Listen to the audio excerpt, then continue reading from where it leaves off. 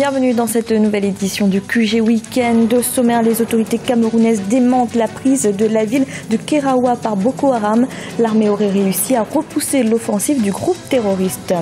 Élection générale ce dimanche en Tanzanie. Lutte contre le chômage et pauvreté ont été les maîtres mots de la campagne électorale.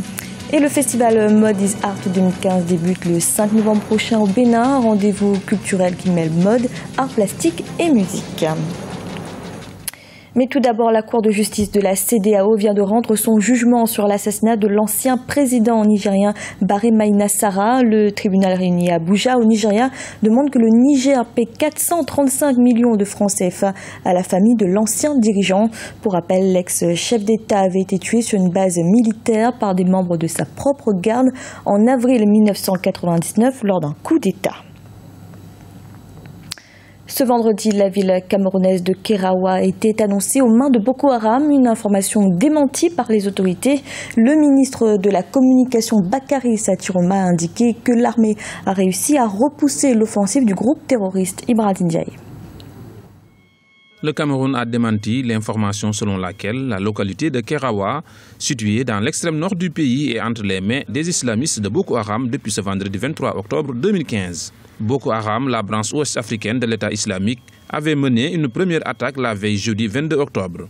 Les combats avaient fait 8 victimes. Mais pour les autorités camerounaises, les forces de défense ont mis en échec le projet des terroristes. L'information n'est pas exacte. Il y a eu des médias qui ont annoncé que Kerawa était occupé par Boko Haram. Nous avons eu à intervenir pour apporter un démenti catégorique, pour une bonne et simple raison que même avant que les forces de la ligne de front ne mutualisent leurs moyens, avant que nous ne recevions l'aide des pays amis, dont la France, les États-Unis et autres, nos forces de défense et de sécurité, à elles seules, ont tenu tête à Boko Haram, qui n'a jamais réussi à occuper un seul centimètre carré de notre territoire. Pour de nombreux analystes, cette attaque montre que Boko Haram conserve encore aujourd'hui une force de nuisance malgré la mobilisation internationale. L'État camerounais essaie de s'organiser pour faire face à l'offensive asymétrique de Boko Haram. Mais ceci étant, Boko Haram arrive quand même à perpétrer des incursions aux frontières, notamment pour la recherche des ressources alimentaires, ce qui n'est pas facile pour le dispositif camerounais parce que on ne peut pas étendre le long de la frontière les militaires 24 heures sur 24. On observe plutôt qu'il y a une bonne organisation du dispositif militaire le long de la frontière. Même si ce dispositif reste insuffisant, il faudrait peut-être que l'entrée opérationnelle de la force multinationale mixte soit effective pour qu'une bouffée d'oxygène puisse être ressentie côté camerounais pour enfin contenir cette menace terroriste. Outre les forces de la coalition composées de soldats de plusieurs pays africains, la lutte contre Boko Haram mobilise également les forces des pays partenaires. Les États-Unis ont décidé d'envoyer 300 militaires au Cameroun, des soldats qui devront mener des missions aériennes de reconnaissance, de renseignement et de surveillance. Les Tanzaniens sont appelés aux urnes ce dimanche 25 octobre pour les élections présidentielles, législatives et municipales. Ils sont 8 candidats en lice pour la magistrature suprême. Et du côté du pouvoir comme de l'opposition, la campagne a été axée sur la lutte contre le chômage et la pauvreté. Théogracias Podo. Fin de la campagne électorale ce samedi 24 octobre en Tanzanie. Dimanche, près de 23 millions d'électeurs se rendront aux urnes dans le cadre des élections générales. Si ces scrutins présidentiels, législatifs et communaux sont des plus attendus dans le pays, de l'avis des analystes, c'est sans doute eu égard aux attentes des populations, surtout sur le plan économique. Il y a de bonnes lois, de bonnes politiques, de bons cadres réglementaires. Mais je pense que nous avons échoué dans l'application de tous ces textes. Il faut juste commencer à mettre en œuvre ce qui est déjà prévu. Surtout sur le plan économique. D'une manière générale, notre économie a des problèmes en matière d'infrastructures, notamment en ce qui concerne les routes, les chemins de fer, les ports, l'électricité et bien d'autres secteurs. Malgré ses ressources naturelles, la Tanzanie peine toujours à résorber la pauvreté. L'économie dépend essentiellement du tourisme, de l'exploitation minière ou encore de l'agriculture qui représente 25% du produit intérieur brut du pays. Ces dernières années, les secteurs des télécommunications, de l'énergie, les services financiers et le secteur des transports ont aussi suscité l'intérêt croissant des investisseurs. L'économie tanzanienne est dépendante des investissements directs étrangers. Les sociétés, les entreprises sont le moteur de notre croissance, que ce soit dans le secteur bancaire et dans le secteur minier. Nos investisseurs sont pour la plupart à l'étranger, surtout parce qu'ils bénéficient des avantages du Code des investissements de 1997 qui permet à tout investisseur de rapatrier sans aucune condition ses revenus. L'essentiel est que nous puissions redresser l'économie. La Tanzanie est le 4e plus grand producteur d'or sur le continent après l'Afrique du Sud, le Ghana et le Mali. Le pays devrait toujours compter sur sa croissance économique de 7% par an, mais le défi à venir reste encore important. Beaucoup espèrent que le prochain président sera en mesure de trouver des solutions efficaces contre la pauvreté. De l'avis des experts, 600 à 700 000 nouveaux emplois devraient encore être créés chaque année pour la population toujours en expansion. La Banque africaine de développement va mettre en place un fonds de facilitation des financements des femmes. 300 millions de dollars y seront consacrés. Le président de la BAD, Akimoumi Adesina, a indiqué qu'il s'agissait de la plus importante levée de fonds en faveur des femmes africaines. Oumou Kalsumba. La première édition de la conférence internationale de haut niveau sur l'agriculture et l'agroalimentaire en Afrique, sous l'égide de la Banque africaine de développement, a eu des retombées positives en faveur des femmes africaines. Le président de la BAD a annoncé la mise en place d'un fonds de 300 millions de dollars destiné aux femmes africaines.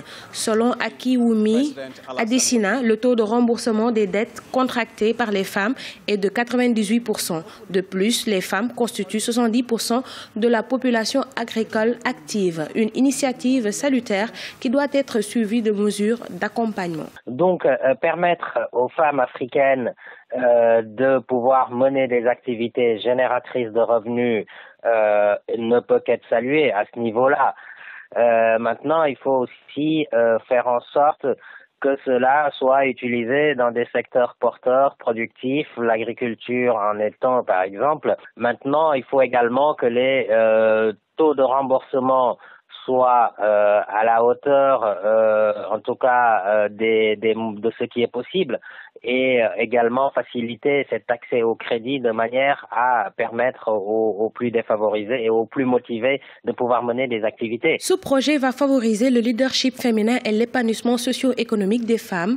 Selon l'ONU, les 2/3 des entrepreneurs indépendants en Afrique subsaharienne sont des femmes. Cela permet incontestablement de renforcer le leadership féminin en Afrique, de permettre aux femmes d'être davantage indépendantes économiquement parlant et même socialement, ce qu'on peut appeler l'empowerment des femmes, c'est-à-dire renforcer leur pouvoir, renforcer leur indépendance économique et financière et leur permettre d'évoluer dans une société dans laquelle elles prennent de plus en plus de place et donc c'est cela l'intérêt sur ce financement. À l'occasion de la conférence internationale sur l'agriculture, le président de la BAD a aussi pris l'engagement de créer un fonds pour augmenter et accélérer les financements agricoles au sein des pays en partageant les risques avec les banques. Le festival Mode is Art 2015 aura lieu du 5 au 7 novembre prochain, un événement qui mêle mode bien sûr, mais aussi art plastique et musique. Pour cette 4e édition, le festival souhaite mettre en lumière des artistes encore peu connus du grand public. Ibrahim Ndiaye. C'est certes un concept simple mais innovant. Le festival culturel Mode is Art permet sur seulement 3 jours de réunir plusieurs artistes d'horizons divers. Ce rendez-vous culturel a pour ambition de rendre aux artistes leur lettre de noblesse dans un monde où ces derniers peinent parfois à obtenir toute la reconnaissance qu'ils méritent. On nous a très vite fait comprendre que l'art ne se limite pas à une rubrique. Ça se trouve partout, dans la rue, dans une conversation. Tout peut être source de création. En fait, c'est vraiment ça l'idée de Mode is Art.